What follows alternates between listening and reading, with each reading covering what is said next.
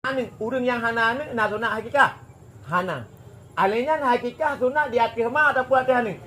Akhir ma, akhir hayat. Sebab lah anu. Pajan kait sunat di akhir ma akhir hayat. Selama anaknya galau balik. Lagian balik hana sunat le di akhir ma akhir hayat, akhir raw. Alenya hakikah sunat biji 3 saja. Hana sunat ulang. Engkau hakikah berubah ke perbedaan, berubah kali. Ini baru kurban. Kemudian hakikah ini hanya sunat tacok kameng menyanakkan wabah ni nang tabah tatagun. Lih tatagun bermangat tabuh ulang kertas dalam plastik kayak pajuk-pajuk. Ngeken baksul. Makna baksul khauri yang tayancak. Khauri yang tak pajuk. Karena na khauri yang ngejiji tahun dang. Pajuk hinan hajik po hari po. Contoh pesta.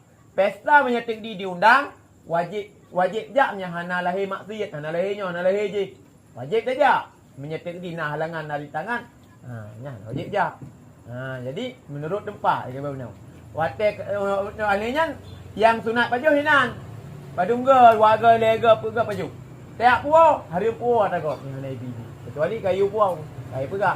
Maka pestanya ni puau yang naik kedin. Karena yang pajuh hinan.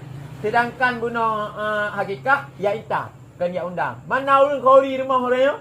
Ni nangis hakikah. Ana je ita. Mungkin banci kada pegang ilmu benar tak pujuk-pujuk benar nak baktul benar yang ita. Karena hakikah ni khauri yang ita. Kemudian kurban.